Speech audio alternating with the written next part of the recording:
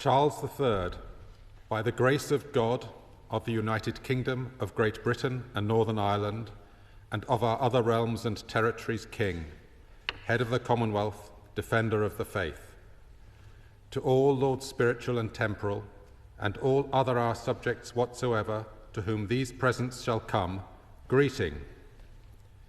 Know ye that we, of our especial grace, certain knowledge, and mere motion, in pursuance of the Life Peerages Act 1958, and of all other powers in that behalf us enabling, do by these presents advance, create, and prefer our right trusty and well-beloved counsellor, Theresa Mary May, to the state, degree, style, dignity, title, and honour of Baroness May of Maidenhead, of Sonning in our royal county of Berkshire.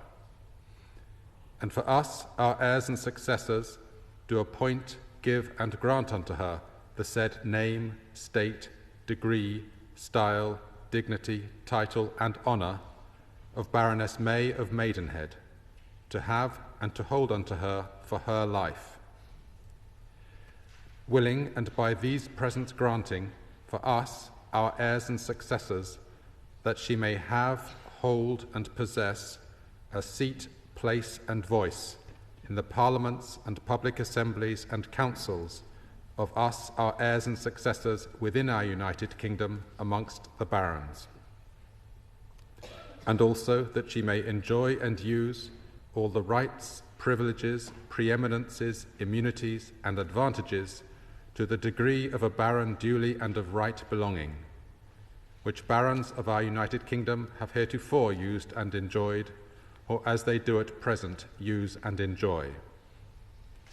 In witness whereof, we have caused these our letters to be made patent.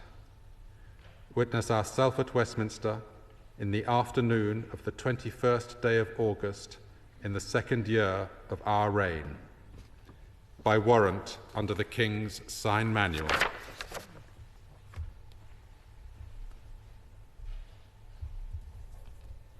I, Theresa, Baroness May of Maidenhead, do swear by Almighty God that I will be faithful and bear true allegiance to His Majesty King Charles, his heirs and successors, according to law.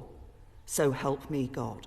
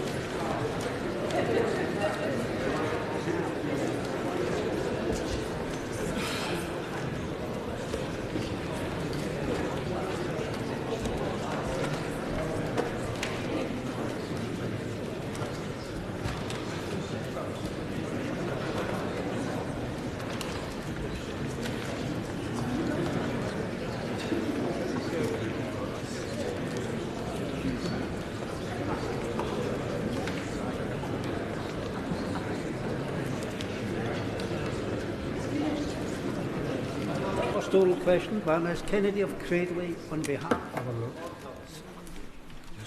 My Lords, on behalf of my noble friend and with his permission, I beg leave to ask the question standing in his name on the order paper. My Lords, the Online Safety Act will be our key tool in combating online mis- and disinformation. It sets out a regulatory framework to tackle mis- and disinformation where it constitutes illegal content or harmful content to children. In addition, we are educating and empowering users through our work on media literacy to increase society's resilience to mis- and disinformation. Officials are also regularly engaged with major platforms about disinformation activity, emerging risks and platform responses. My Lords, the threat posed by electronic media manifests itself in at least two ways. As we saw during the recent riots, electronic media was being used to spread lies and misinformation about refugees and asylum seekers and urge people to use violence. And it's also being used to undermine and try and undermine our democracy, again through lies and misinformation. So does the Noble Lady agree that our electronic media poses a threat to both our democracy and to our social cohesion?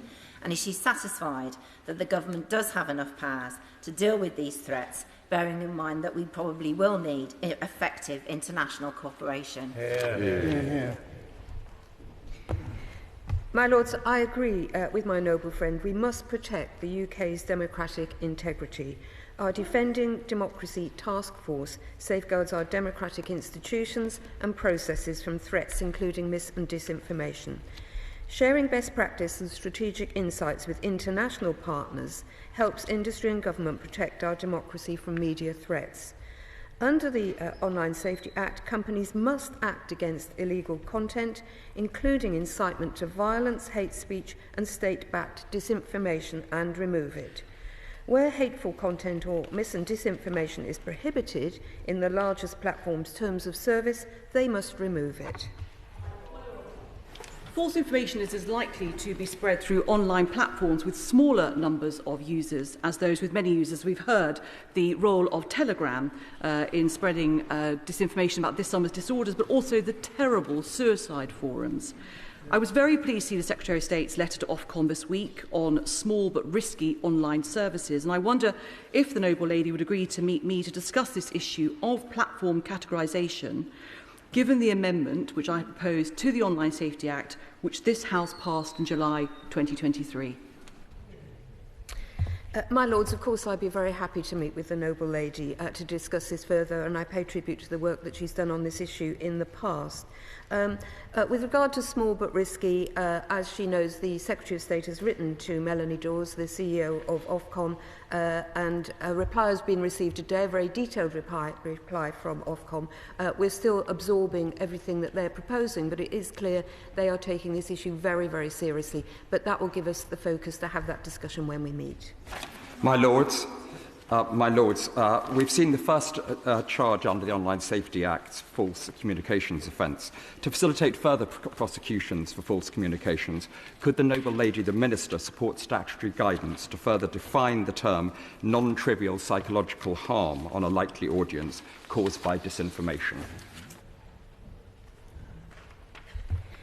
My Lords, all of this information, all of this will be detailed in the Ofcom guidance that is going to be published in due course. This is an issue in terms of not only illegal harms, but the issues that come under that categorisation will all be covered by the Ofcom codes, which will be published in due course.